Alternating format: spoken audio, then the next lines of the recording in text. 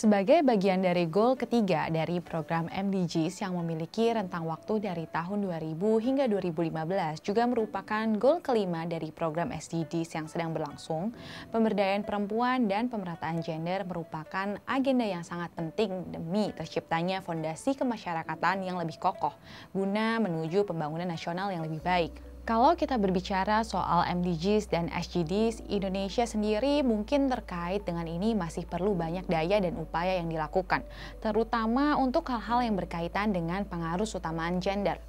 Pengaruh utamaan gender sendiri kalau dilihat dari definisinya adalah rangkaian strategi untuk mengintegrasikan perspektif gender dalam pengembangan institusi, kebijakan dan program kerja, termasuk di dalamnya juga desain dan pelaksanaan kebijakan program, monitoring, dan evaluasi, serta dalam kerjasama dengan pihak luar atau pihak eksternal.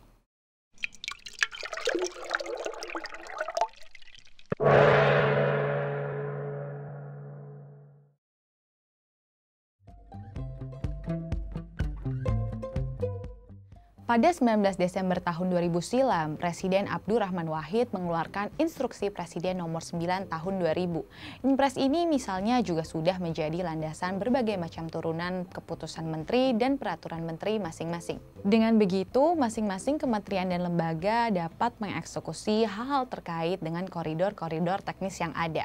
Namun, ada hal-hal lain nih yang sifatnya non-kelembagaan negara. Tentu, masyarakat madani Indonesia perlu melakukan pergerakan-pergerakan yang lebih memasyarakat lagi. Tapi di video ini aku nggak akan bahas soal UU TPKS yang kemarin itu ya, karena nanti agak panjang jadinya. Kakak-kakak yang baik hati, kalau misalnya nih ada juga yang suka nonton series The Viking, di situ kelihatan sekali ya bahwa peran perempuan dalam sejarah Viking dulu tuh sebegitu kuatnya. Bagaimana yang disebut dengan Shield Maiden itu ya hitungannya setara dengan para pejuang laki-laki Viking lainnya. Mungkin penggambaran soal peran perempuan di kebudayaan Viking menunjukkan paling tidak ada catatan sejarah yang menggambarkan terkait dengan keseimbangan peran gender pada masa lalu. Cuma sayangnya hal itu masih dibilang sangat terbatas ya. Di Tiongkok sendiri selain belum ada semacam series terkenal yang menggambarkan para pejuang wanita pada masa lalu, juga untuk menaikkan ketokohan perempuan di sana tuh ya agak kurang menjadi perhatian gitu. Kalaupun ada, jumlahnya juga nggak gitu banyak. Sehingga kurang sekali informasi yang bisa diakses oleh masyarakat internasional terkait dengan persona atau figur-figur wanita baik itu di masa lalu maupun kontemporer asal Tiongkok. Misalnya saja yang paling dikenal banyak kalangan adalah kisah Hua Mulan atau yang kita kenal sebagai Mulan. Ada yang bilang bahwa kisah Hua Mulan ini adalah fiksi belaka, namun ada juga yang bilang bahwa kisah ini berdasarkan catatan di Ballad of Mulan. Catatan Ballad of Mulan ini ditengarai merupakan catatan sejarah yang ditulis pada era dinasti Wei Utara dan era dinasti Liu Song. Oleh karena itu, masa-masa tersebut dikenal dengan sebutan era dinasti-dinasti Utara dan Selatan. Lini masanya adalah pada sekitaran tahun 420 sampai 589 Masehi. Sudah lama banget ya. Tapi aktris film Mulan yang terbaru, Liu Yifei, sempat menuai kontroversi ketika dia berkomentar mendukung polisi Hong Kong yang menindak keras para demonstran tahun 2020 September lalu. Selain Mulan, merujuk web The Culture Trip, ada beberapa tokoh wanita lain yang bisa dibanggakan oleh Tiongkok. Salah satunya adalah Wu Zetian, yaitu satu-satunya kaisar wanita yang ada di Tiongkok. Kaisar Wu Zetian dulu memiliki peran penting di dinasti Tang yang eksis pada tahun 618 sampai 907 Masehi. Dinasti Tang merupakan salah satu dinasti besar di peradaban Tiongkok lama. Namun, Kaisar Wu Zetian hanya berkuasa pada tahun 690 sampai 705 Masehi. Itu pun setelah berganti nama menjadi dinasti Zhou. Walaupun ya secara teknis itu masih dalam periode dinasti Tang.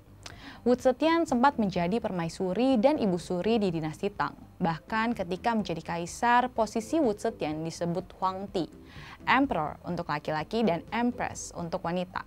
Kalau di bahasa Indonesia ada istilahnya Maharani. Oke lah, beberapa kisah tadi terjadi di catatan-catatan sejarah.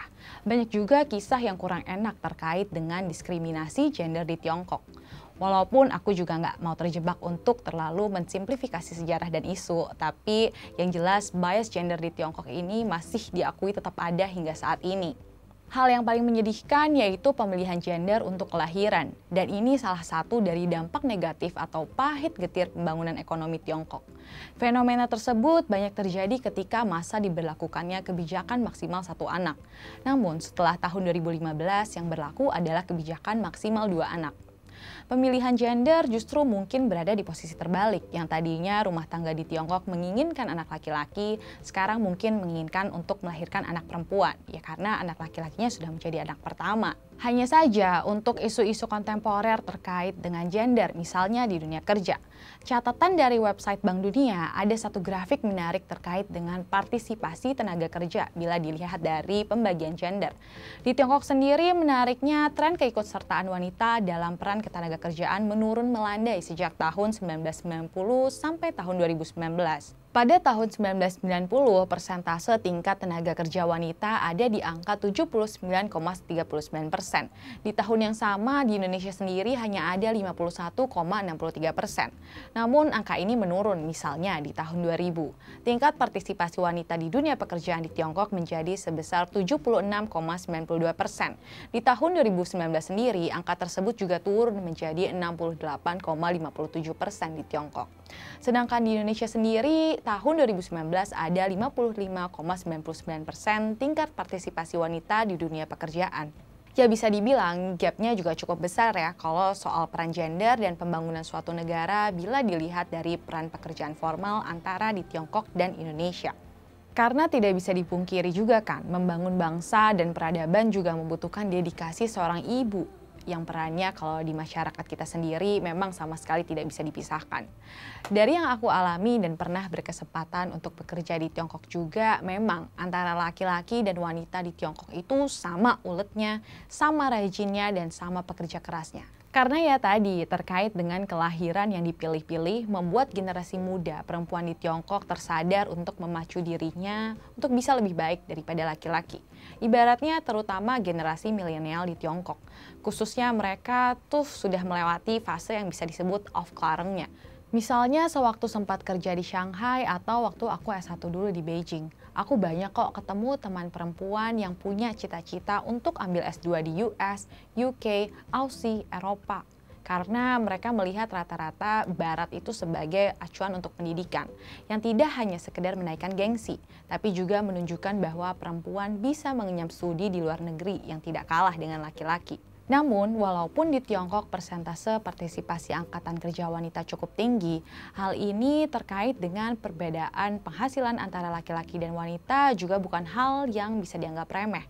Paling tidak, data terakhir pada tahun 2013 dari Wikipedia, ada perbedaan atau gap sebesar 75,4% antara penghasilan yang diterima oleh laki-laki lebih tinggi dibanding wanita. Namun, isu gender wage gap ini kayaknya ada di semua negara nggak sih? Di Tiongkok sendiri, kalau kita bahas sedikit mengenai teknis perawat anak, karena biasanya di dalam satu rumah itu dihuni oleh 3 generasi. Jadi sang anak biasanya yang menjaga dan merawat itu adalah kakek neneknya, bukan orang tuanya, karena mereka sibuk bekerja dan mengejar karir. Ya, walaupun tentu ada alasan kebutuhan ekonomi juga, paling enggak bisa meringankan untuk tugas laki-laki mencari nafkah. Tapi di Tiongkok, kalau urusan biaya pendidikan, karena ya tadi kedua orang tuanya sudah bekerja mati-matian, pasti mereka tidak peduli berapa besar biaya pendidikan sang anak, asalkan kualitasnya prima pasti akan diusahakan oleh mereka. Ya kembali di Indonesia juga nggak satu dua ya kita ketemui kisah-kisah jerih payah orang tua untuk menyekolahkan anak-anaknya ke sekolah berkualitas tinggi. Hal lain yang misalnya mau aku angkat soal ini adalah terkait dengan penerima penghargaan Nobel asal Tiongkok yang merupakan perempuan. Adalah Tu Youyou yang pada tahun 2015 lalu berhasil mendapatkan penghargaan Nobel untuk kategori fisiologi. Tu Youyou sendiri merupakan satu-satunya wanita yang pernah menerima Nobel asal Tiongkok dari total 3 orang kewarganegaraan Tiongkok yang pernah mendapatkan Nobel. Tu Youyou sendiri merupakan seorang dokter senior di Tiongkok. Selain penghargaan Nobel, Tu Youyou pernah mendapatkan penghargaan Lasker de Baekje Clinical Medical Research Award di tahun 2011, Warren Alpert Foundation Prize di tahun 2015, Highest Science and Technology Award Tiongkok pada tahun 2016, serta Medal of the Republic of Tiongkok di tahun 2019. Aktivitas riset kedokteran beliau juga meliputi hal-hal yang berhubungan dengan pengobatan kimia, ilmu herbal Tiongkok, pengobatan anti malaria, dan riset-riset klinis. Ya, memang penghargaan Nobel adalah penghargaan yang paling bergengsi di dunia. Tapi aku sendiri sih yakin banyak baik itu peneliti, pebisnis, atau wanita lain yang berasal dari beragam profesi memiliki segudang prestasi.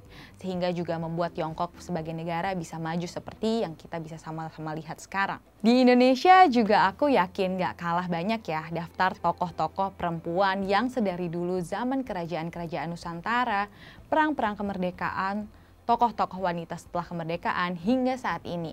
Tapi yang lebih penting dari sumbangsih tokoh-tokoh wanita itu adalah bagaimana kita sebagai generasi muda juga bisa menjadikan pengorbanan yang sudah mereka lakukan tidak hilang ditelan waktu begitu saja. Coba kita bisa masing-masing refleksikan ke diri kita apa yang sedang kita kerjakan atau kita lakukan. Terutama yang penting pembangunan sosial Indonesia juga harus bisa dilandaskan dari adanya keseimbangan gender, kebijakan-kebijakan yang non-diskriminatif, hingga hal-hal yang terkait dengan lingkungan sosial yang berkaitan dengan peranan gender. Yuk kita lanjutin diskusinya di kolom komentar aja. Segitu dulu ceritanya kali ini dari aku. Jangan kangen ya. Aku Lintang dari Gentala Institute untuk Asup Psiko.